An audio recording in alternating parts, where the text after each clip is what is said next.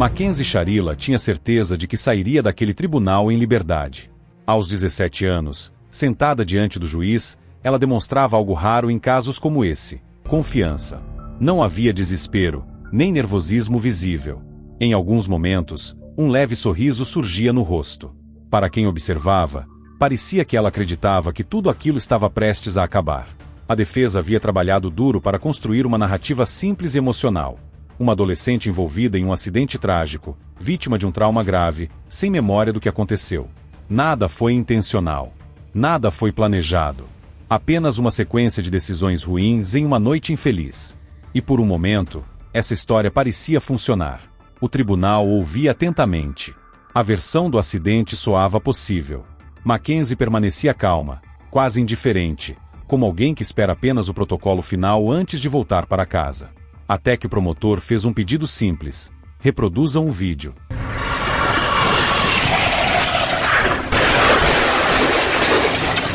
O que aparecia na tela não era uma simulação, era uma gravação real, captada por câmeras de segurança na madrugada de 31 de julho de 2022, em Strongsville, Ohio. Um Toyota Camry prateado surgia em uma rua industrial deserta, pouco depois das 5h30 da manhã. Ao volante estava Mackenzie Sharila. No banco do passageiro, seu namorado, Dominique Russo. No banco de trás, Davon Flanigan, um amigo que havia aceitado uma carona naquela noite. O carro seguia lentamente. Nada parecia fora do normal. Então ele desaparecia do enquadramento. Segundos depois, retornava. Dessa vez, acelerando. Não havia outros veículos. Não havia pedestres. Não havia obstáculos inesperados. Apenas uma linha reta, um trecho vazio e um muro de tijolos ao final da rua. O Camry acelerava com força total, sem qualquer sinal de frenagem. O impacto encerrava 2 vidas em segundos. O silêncio no tribunal era absoluto. A imagem congelada na tela contava uma história muito diferente daquela apresentada pela defesa. Não havia perda de controle visível. Não havia tentativa de evitar a colisão. O carro seguia firme, direto, até o fim. E aquilo era apenas o começo. Porque o vídeo não estava sozinho. À medida que o julgamento avançava, a promotoria começava a apresentar elementos que transformavam o que parecia um acidente em algo muito mais grave. Dados extraídos do próprio veículo, registros de comportamento anterior e declarações feitas por Mackenzie logo após o ocorrido começavam a formar um padrão difícil de ignorar. O primeiro ponto levantado pelos investigadores foi simples: não havia marcas de frenagem na pista. Nenhuma. Em acidentes causados por pânico ou perda de controle, é comum que o motorista tente frear, mesmo que tarde demais. Ali, isso não aconteceu. O segundo ponto veio da tecnologia. O carro possuía um sistema de registro de eventos, a chamada caixa preta. Esse dispositivo mostrava exatamente o que havia acontecido segundos antes do impacto. Mas esses dados ainda não haviam sido exibidos naquele momento. A promotoria também começou a questionar o contexto. Por que 3 jovens estavam em uma área industrial isolada àquela hora da manhã? Para onde iam? Por que aquele trajeto específico? À medida que essas perguntas surgiam, a imagem da adolescente confusa começava a rachar. Testemunhas foram chamadas. Amigos do casal falaram sobre um relacionamento marcado por brigas constantes, controle emocional e ameaças feitas em momentos de raiva. Frases que antes pareciam exageros adolescentes agora soavam como avisos ignorados. Enquanto isso, Mackenzie permanecia sentada, ouvindo tudo em silêncio. A confiança inicial já não era a mesma. O vídeo havia aberto uma porta que não podia mais ser fechada. E por trás dela havia muito mais do que aquela colisão registrada pelas câmeras. Havia mensagens, postagens, registros anteriores e palavras ditas quando ela acreditava que ninguém estava prestando atenção. Quando a promotoria começou a voltar no tempo, o foco deixou de ser o que aconteceu no momento da colisão e passou a ser algo mais inquietante: o que aconteceu antes. Porque acidentes acontecem em segundos. Mas decisões, quase sempre, deixam rastros. Mackenzie Sharila e Dominique Russo não viviam um relacionamento comum. Amigos próximos descreveram a relação como instável, intensa e emocionalmente explosiva. Brigas frequentes, discussões por mensagens, cobranças constantes e episódios de controle faziam parte da rotina do casal. Nada disso, isoladamente, era crime. Mas o conjunto começava a desenhar um padrão preocupante. Segundo testemunhos ouvidos em juízo, Mackenzie reagia de forma extrema quando se sentia ignorada ou contrariada. Em uma das discussões mais citadas durante o processo, ela teria ameaçado Dominique de forma direta. Disse que bateria o carro se ele não aparecesse para conversar com ela. Na época, ninguém levou aquilo a sério. Era visto como drama. Um exagero emocional típico de um relacionamento adolescente. Mas após o acidente, aquela frase passou a ser analisada sob outra luz. O segundo elemento apresentado pela promotoria foi o trajeto. Investigadores analisaram imagens de câmeras de segurança da região onde ocorreu o impacto. E foi então que encontraram algo que não deveria estar ali. Dias antes do acidente, Mackenzie havia sido registrada dirigindo pelo mesmo trecho industrial. A mesma rua. A mesma curva. O mesmo ponto onde o muro de tijolos encerrava a via. Não era um caminho comum. Não levava a casas. Não levava a comércios. Era um local vazio, afastado, praticamente sem circulação de pessoas. Para a promotoria, aquilo não parecia coincidência. Eles chamaram esse comportamento de ensaio. Um teste. Uma passagem prévia pelo local que, dias depois, se tornaria o cenário da tragédia.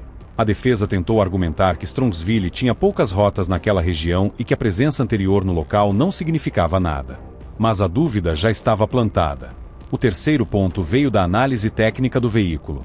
Quando os dados da caixa preta foram extraídos, os números não deixaram espaço para interpretação subjetiva. Segundos antes da colisão, o acelerador foi pressionado até o máximo. A velocidade aumentou de forma contínua. Nenhuma tentativa de frear foi registrada. Nenhuma correção brusca de direção. Nenhuma oscilação compatível com perda de controle. Isso não se parecia com pânico. Não se parecia com susto. Não se parecia com erro.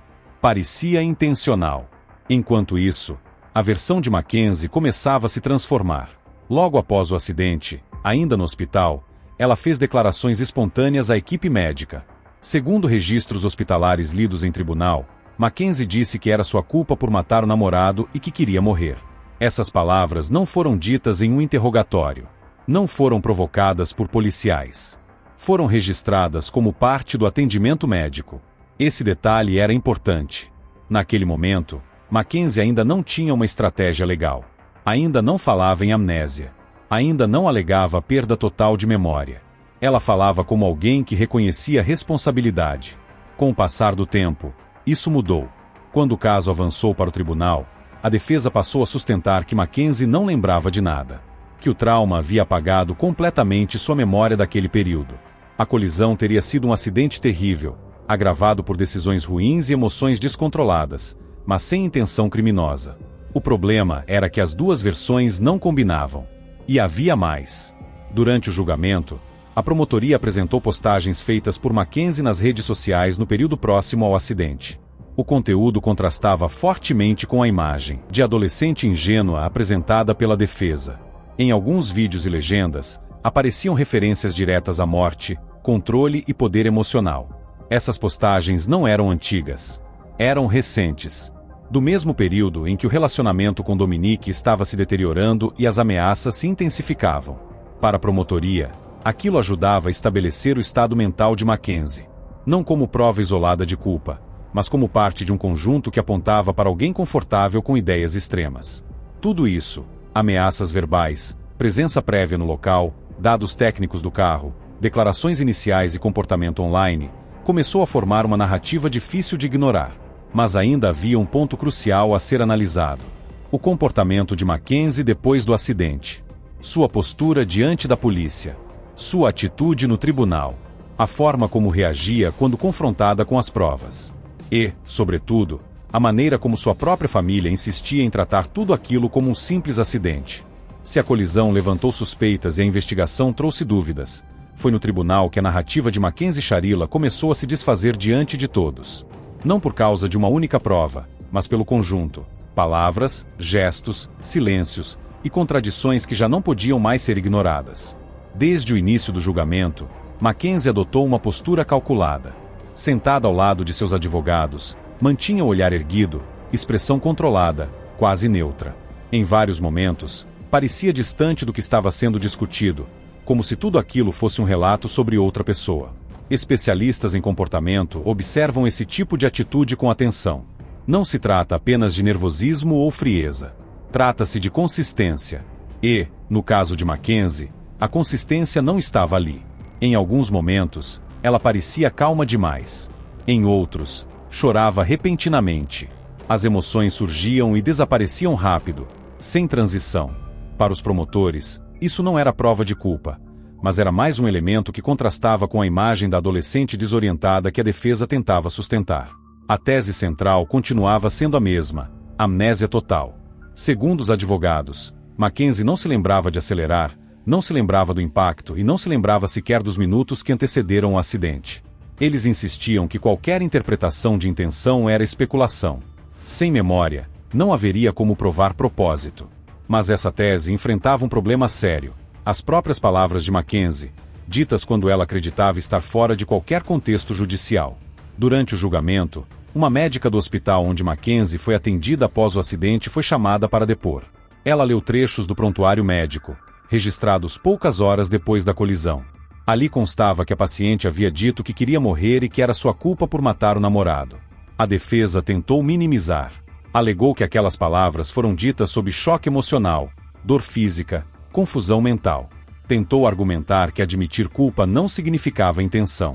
Mas o estrago já estava feito. Porque agora havia duas Mackenzies no processo. A primeira, no hospital, falando espontaneamente, sem advogado, sem estratégia.